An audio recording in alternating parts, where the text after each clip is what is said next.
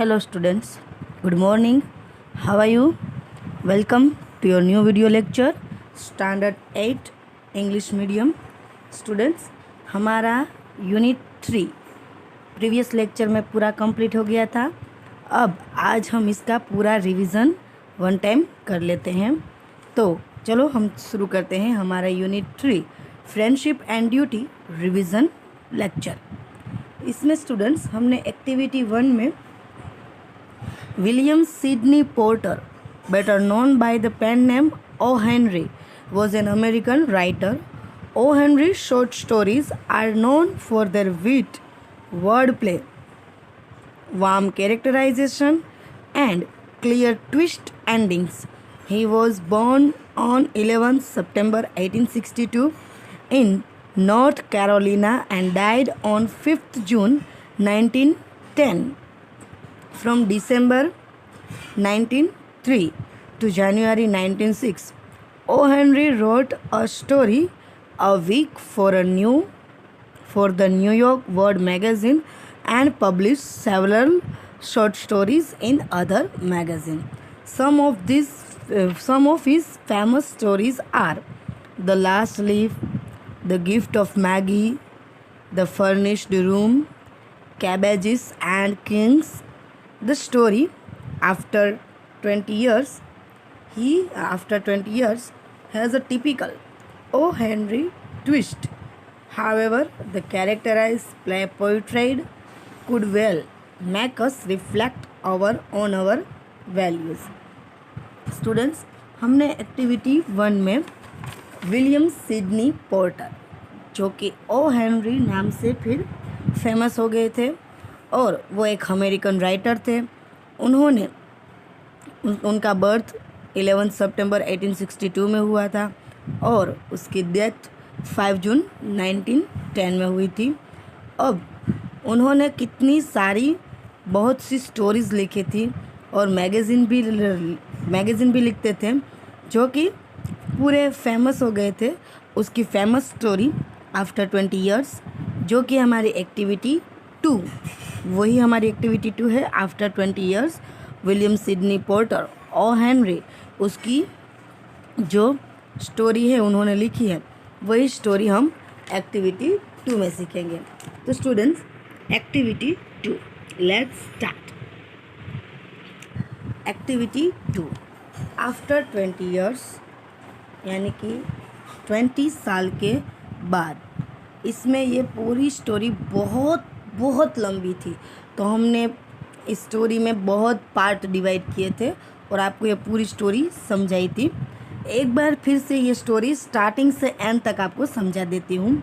एक पुलिसमैन जो राजमार्ग से बहुत प्रभावशाली असरकारक, यानी कि बहुत ही प्रभावशाली बात से वो रात को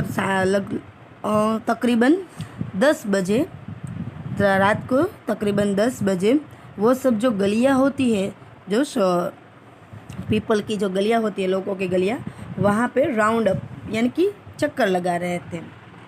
फिर 1.2 में हमने देखा था कि सभी डोर को ऐसे अपनी लकड़ी से लकड़ी मारते हुए और देख रहे हैं कि कोई भी दुकान खुली है कि नहीं खुली है.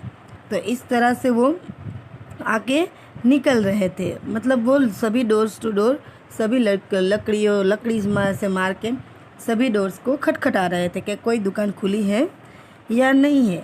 लेकिन फिर वो किसी एक दुकान को, जो कि लाइट्स ऑफ सिगार स्टोर, जो कि सिगार की स्टोर थी, उसकी लाइट जल रही थी वहाँ पे. और वहाँ पे ऑल नाइट लंच काउंटर भी था. But majority of the doors belong to business places that had long since been closed.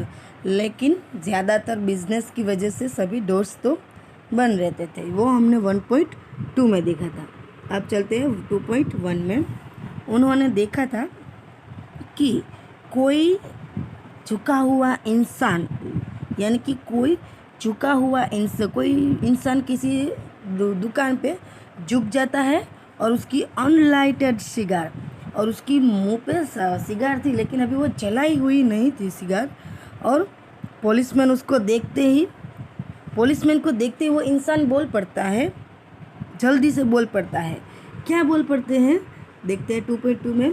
कहते हैं इस all right officer, he said, उसने कहा ऑफिसर सब कुछ ठीक है, लेकिन मैं तो यहाँ बस अपने फ्रेंड का इंतज़ार कर रहा हूँ, जो कि आज से 20 साल पहले मुझे यहाँ आने के अपॉइंटमेंट दे गया था, यानी कि मुझे वादा करके गया था कि मैं 20 साल बाद यहाँ वापस आऊँगा। उसकी इस आवाज़ को सुनते हुए और उसके इस बात को, जैसे कि वो इंसान है, वो अपनी पूरी ये बात एक्सप्लेन करे, उस अंदाज में पुलिसमैन उससे सब पूछताछ करते हैं। फिर जो मैन था वो कौन सी रेस्टोरेंट थी, यानी कि बिग जो ब्रेडीज रेस्टोरेंट, उन्होंने अंटिल 5 years अगो ये कहते हैं कि पुलिसमैन कहते हैं कि यहाँ तो बिग जो ब्रेडीज रेस्टोरेंट थी ना 5 साल पहले, लेकिन अभी तो वो टूट गई है ना वो होटल, ऐसा पुलिसमैन उस इंसान को कहते हैं।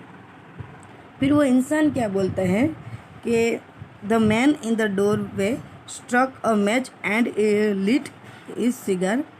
The light showed pale, square, jeweled face with keen eyes and little white scar near his right eyebrow. यानी कि जो ये पुलिसमैन था उसके बारे में नहीं, लेकिन जो इंसान था वो कैसा दिख रहा था, यानी कि उसका जो पैल था, यानी कि जो चेहरे पे आईब्रो के नीचे दाग था, उसका आइस या एकदम छोटी छोटी थी, जैसे कि वो हमें कुछ दिखा रही हो, इस तरह से उसकी आइस थी। उसका चेहरा था वो स्क्वायर जॉड वाला चेहरा था। His scarf pin was large diamond oddly said, उसने एक स्कार्फ पिन लगाई थी और वो बहुत ही ओल्डली डायमंड से सेट की गई हुई थी, ऐसा वो इंसान था।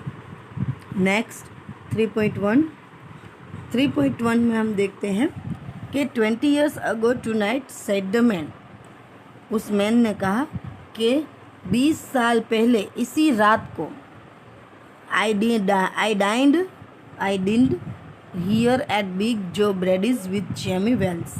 वो कहते हैं कि मैंने अपने वो जो इंसान की वेट कर रहा है उसके साथ मैंने यहाँ बिग जो ब्रेडीज जो रेस्टोरेंट थी उसके साथ खाना खाया था, और उस इंसान का नाम था Jimmy Wells, my best come and finest chef in the world. वो कहते हैं कि मेरा सबसे बेस्ट और सबसे अच्छा पूरी दुनिया में जो मेरे लिए कोई इंसान है वो तो जिमी वेल्स है। फिर कहते हैं कि मैम और वो हम दोनों यहीं पे न्यूयॉर्क में बड़े हुए हैं, जस्ट लाइक 2 brothers, जो जैसे कि हम दोनों भाई हो, इस तरह से हम यहाँ पे बड़े हुए हैं। आगे वो यह भी कहते हैं कि 18 साल का जब जिमी था, I was 18 and Jimmy was 20। वो कहते हैं कि मैं 18 साल का था और जिमी 20 साल का था, लेकिन next morning I was start for the west to make my future.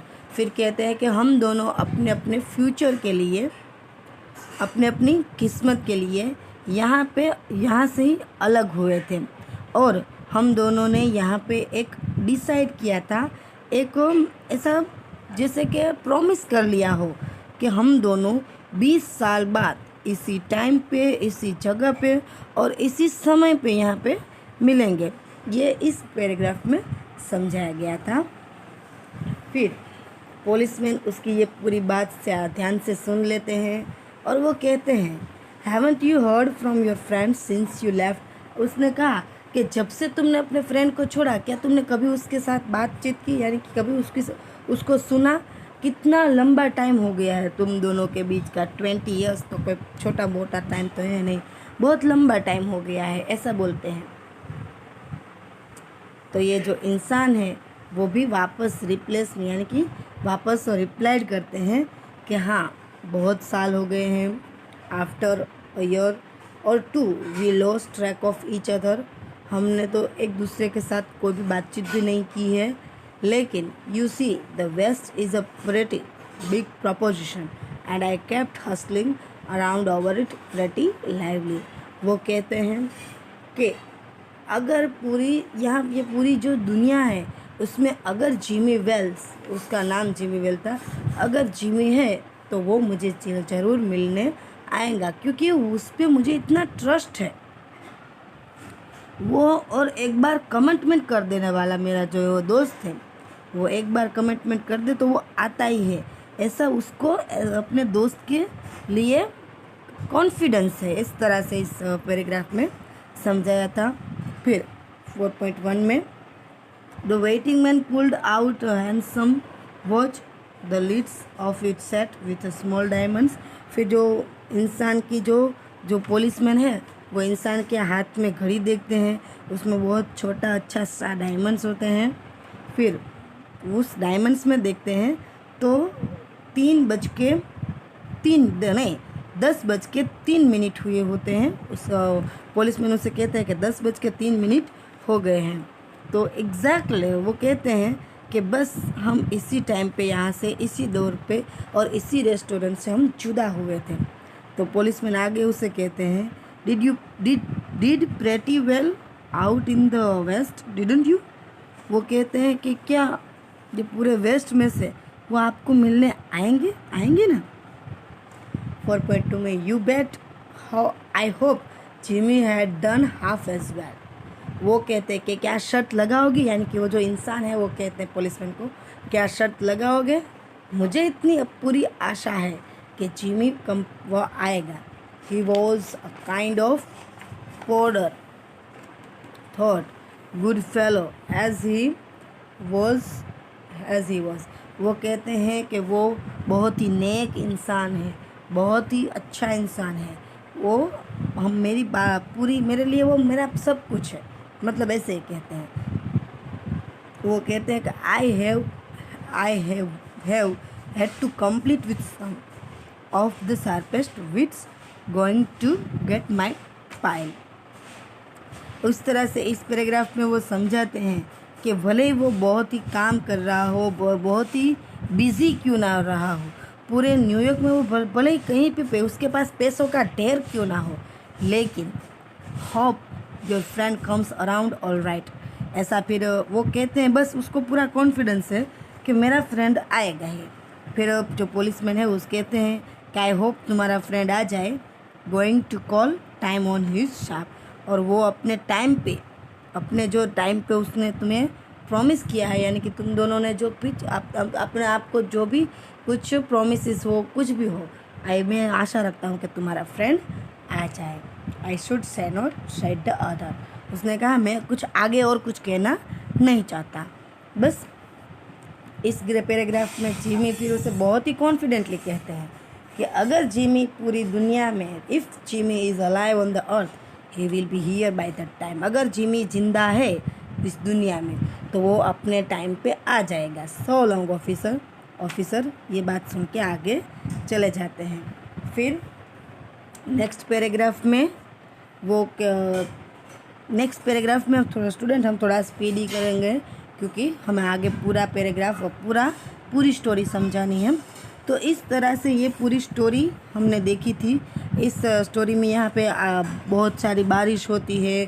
फिर वो अपना जो दोस्त है वो तो आता नहीं है, लेकिन दोस्त की बजाय एक कोई इंसान आता है जो उसके साथ बातचीत करते हैं। उनको कहते हैं कि मैं जिमी वेल्स हूँ, और जो बॉब है उसका नाम बॉब होता है, जो वो इंसान होता है उसका नाम बॉब होता है। वो जिमी को बहुत पहले तो उसको मतलब उसको ऐसा लगता है कि मेरा दोस्त आ गया, लेकिन धीरे धीरे वो आगे देखता है तो वो कहता है कि तुम मेरे फ्रेंड नहीं हो, क्योंकि मेरे फ्रेंड का नोज़ है वो रोमन नोज़ है, जबकि तुम्हारा नोज़ है वो पग नोज़ है।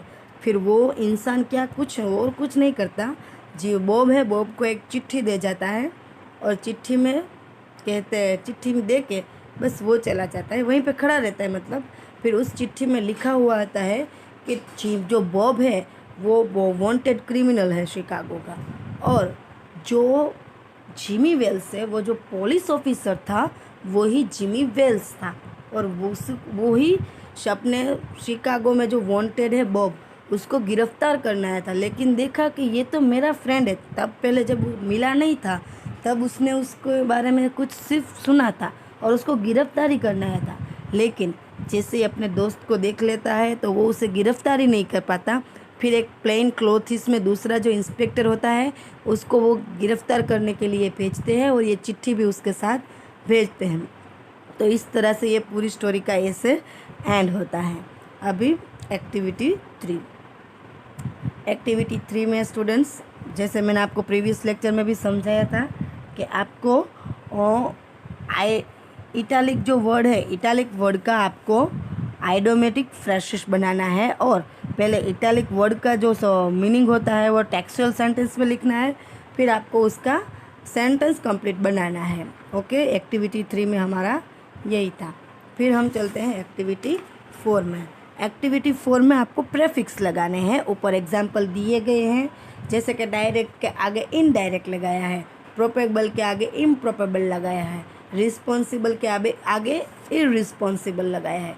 तो नीचे जो एडिथम एडजेक्टिव दिए गए हैं, आपको वहाँ पे जो भी प्रेफिक्स लगा के उसका ऑपोजिट बन जाता है, आपको वैसे प्रेफिक्स लगाने हैं। अब चलते हैं हम एक्टिविटी 5 में। एक्टिविटी 5 में और कुछ नहीं स्टूडेंट, सेम साउंड, यानी कि जैसे कि हम कम, स्लिप, क्रॉप, डेक और वो, इसमें से सेम कौन है? कम और क्रॉप। इस तरह से आपको ऐसे डिवाइड करने हैं। फिर सेकंड में वर्ड दैट हैव 2 सिलेबल, ऐसे वर्ड्स ढूंढने हैं जिसको 2 पार्ट में, पर और फैक्ट, मोर और न्यू, एक्स और क्लेम, इस तरह से 2 पार्ट में डिवाइड करने हैं। इसमें से ज़्यादा कुछ था नहीं, इसे नीचे से दिए गए हैं, उसको आपको केयरफुली राइट डाउन करने हैं और सिलेबल यू हियर, आपको उसको इस तरह से अलग अलग डिफाइन, पहले के जो सेम साउंड के वोवेल को ऐसे लिखना है और बाद में इस तरह से एग्जाम्पल के दिए गए तरह 2 पार्ट में डिवाइड करने हैं, फिर मोर देन 2 पार्ट से डिवाइड करने हैं। अब चलते हैं एक्टिविटी 6 में। एक्टिविटी 6 में आपको कॉलम ए में सभी जैसे कि डिटेक्टिव, फाइनेंशियल, सभी के बिब्लियोग्राफ फाइल सबके नेम दिए गए, उसका वर्क क्या है वो आपको कॉलम बी में से सिलेक्ट करके लिखने का था। अभी एक्टिविटी 7। एक्टिविटी 7 में आपको कुछ नहीं करना है स्टूडेंट, आपको पहले जो आफ्टर 20 ईयर स्टोरी है वो पूरी स्टोरी में जो जो पैराग्राफ है उस पैराग्राफ के बेस्ड 2 क्वेश्चन से या 2 या 3 फिर क्वेश्चन से उसको उस पैराग्राफ में से ही बेस्ड आपको सभी के क्वेश्चन आंसर लिखने हैं। कौन से पैराग्राफ में से कौन सा क्वेश्चन पूछा है वो ऊपर लिखा है। देखिए, जैसे पहला है कि 1.1 और 1.2 में ये 2 क्वेश्चन का आंसर मिल जाएंगे। इस तरह से आपको 7 पार्ट में डिवाइड किया था, यहाँ तक आपको कंप्लीट करना था। अब चलते हैं एक्टिविटी 8 में। एक्टिविटी 8 में जिमी के लिए कौन से सूटेबल वर्ड्स है और बॉब के लिए कौन से सूटेबल वर्ड्स है, मैंने आपको जब प्रीवियस लेक्चर लिया तब आपको मैंने दोनों पार्ट डिवाइड करके भी लिखवाए थे। अभी एक्टिविटी 9। एक्टिविटी 9 में आपको चूज़ द करेक्ट ऑप्शन, वो भी मैंने आपको समझाया था। The street wear D people because it was windy and raining, मैं डायरेक्ट अभी आंसर ही बोल रही हूँ। Okay, second, Jimmy and Bob decided to meet after 20 years because they would have made their destiny, क्योंकि वो दोनों अपना डेस्टिनी बनाने वहाँ से अलग हुए थे। Third one, Jimmy sent a plainclothes policeman to arrest Bob because he was sensitive, वो अपने दोस्त को गिरफ्तार नहीं कर पा रहा था। अभी एक्टिविटी 10। एक्टिविटी 10 में आपको डायरेक्ट इनडायरेक्ट करना है, वे भी मैंने आपको लिखाया था। जैसे कि आपको एग्जाम्पल एक समझाया गया है, you are not Jimmy Wells Bob said, तो यानी कि Bob snapped that he was not Jimmy Wells. इसमें भी आपको मैंने 6 के 6 सेंटेंस लिखवाए थे। आई होप आपको ये रिवीजन लेक्चर भी पूरा समझ में आ गया होगा। नेक्स्ट लेक्चर में हम नेक्स्ट यूनिट करेंगे। Okay, thank you. जय स्वामीनारायण।